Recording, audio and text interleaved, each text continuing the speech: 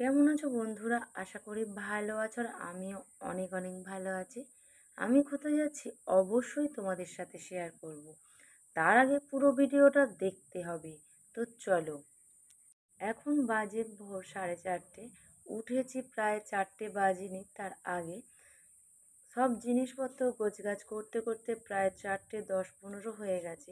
আর এখনই বেরিয়ে যাব। মেয়ের রিহার্সাল চলছে, এই সময়টায় থাকলে হবে না। মনটা খারাপ করছিল তো তার জন্য একটা দিন এসে ঘুরে গেলাম।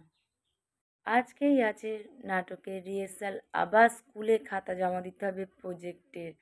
না গেলে একটা কেমন, কারণ আগের দিনও রিহার্সালটা ছিল বাট আমরা যাইনি। প্রোগ্রামটাও অনেক কাছাকাছি চলে এসছে, আর কামাই করলে হবে না, কিন্তু কি করব, যেতে বাধ্য। আর আগের দিন থেকে মেয়ে প্রচণ্ড জ্বর এসছে। আমার এত ভোরবেলাতে নিয়ে যেতে ভয় করছে, কারণ এই ভোরবেলার ঠান্ডা হাওয়াটা গায়ে লাগলে আরও বেশি শরীর খারাপ করবে। কিন্তু এরপর আরও রোদ উঠে গেলে সেটাও খারাপ, তার জন্য সকাল সকাল বেরিয়ে যাচ্ছি। আগের দিন তাড়াহুড়ো করে চলে এসেছিলাম আর মেয়ের প্রজেক্টের খাতায় কাজগুলো করা হয়নি, তার জন্য সকাল সকাল বেরিয়ে যাচ্ছি।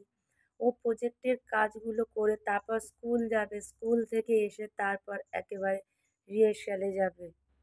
ওকে মেডিসিন খাওয়ানো হয়েছে বাট তারপরেও ঠিক হয়নি, এখনো বলছে মা আমি যেতে পারছি না, আমার মাথা প্রচণ্ড যন্ত্রণা করছে, আমি একটু শুয়ে পড়ি। আমি বললাম ওরকম করলে হবে না বাবু, তোমাকে তো যেতে হবে, যেহেতু প্রোগ্রাম অনেক কাছেই চলে এসছে, আর একটাও দিন কামাই করলে হবে না।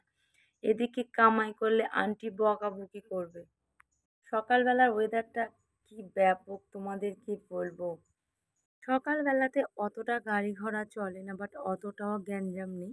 এত ব্যাপক লাগে সকালবেলা লং ড্রাইভে যেতে। আমার তো খুব ভালো লাগে, আর বেশি ভালো লাগে রাতের বেলা লং ড্রাইভে যেতে। তোমাদের কার কার ভালো লাগে অবশ্যই কিন্তু কমেন্ট সেকশানে জানিও। অত সকালবেলা ঘুম ভাঙে না, আর ঘুম ভাঙলে হট করে মাথাটা ধরে যায় কেউ যদি এসে ডাকে। ঘুমটা মাস্ট হয় আমার ভোরবেলাতে, রাতে শুলে হুটহাট করে ঘুম আসে না, বাট বেশিটা ভালো ঘুম হয় সেটা হচ্ছে রাতে, মানে ভোরবেলাতে। এদিকে মানি বাবা গিয়ে ডেকে দিয়েছে যে আর কত ঘুমাবে, তাড়াতাড়ি উঠে পড়ো, আর বেশি দেরি করলে তোমাদের আরও দেরি হয়ে যাবে। এই বাজারটাতে বিশাল ভিড় হয়, মানে মাছের ফিশারি যাদের আছে তারা ওই হাঁড়ি সাইকেলে করে মাছ নিয়ে কাঁটাতে আসে। কাঁটা থেকে আবার মাছগুলো যে যার মতন নিয়ে তারা আবার হোটেলে দেয়, মানে যেখানে রান্না বান্না হয় আর কি, সেখানে আর কি দেয়। অনেকে আবার সেই মাছ আবার ভেরিতে ফেলে, অনেক রকম আর কি সমস্যা। আর এদিকে দেখো মানির বাবা আমাকে টিকিট কেটে দিয়েছে।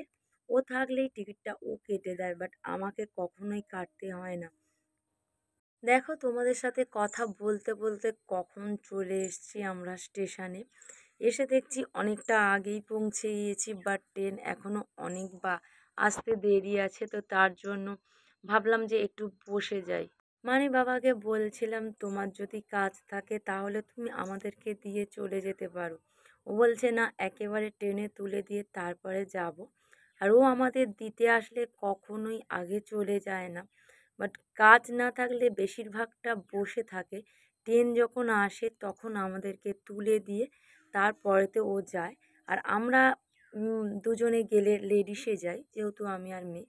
জেন্টস খুব একটা ব্যবহার করি না আমি, বাট উঠি না। মানির বাবা যখন যায় তখন বাধ্য হয়ে জেমসে উঠি, আর না হলে জেমসে উঠি না, লেডিসেই যাতায়াত করি। এক এক টাইমে ও বলে যে তুমি লেডিসে চলে যাও, আমি জেমসে চলে যাই। সেরকম টাইমটা আসলে তখনও আমাকে লেডিসে যেতে হয়, বাট জেমসে খুব একটা আমার ওঠা হয় না। এক এক সময় কোথাও যাওয়ার হলে আমি বায়না করি যে তোমার সাথে জেমসে যাব, তখনও বকাবকি করে না, জেমসে যাওয়ার দরকার নেই, তুমি আর মেয়ে লেডিসে চলে যাও, আর আমি জেমসে চলে যাব। অনেকক্ষণ ওয়েট করেছি, 10 থেকে 15 মিনিট, তারপর ট্রেনটা আসলো। আর উঠেও জানলার ধারে সিট পেয়ে গেছি, আর আমার তো জানলার ধারে বসতে খুব ভালো লাগে। আর মেয়ে তো এখন আমার সাথে বায়না করে যে আমি জানলার ধারে বসবো, দুজনেই ঝগড়া করি।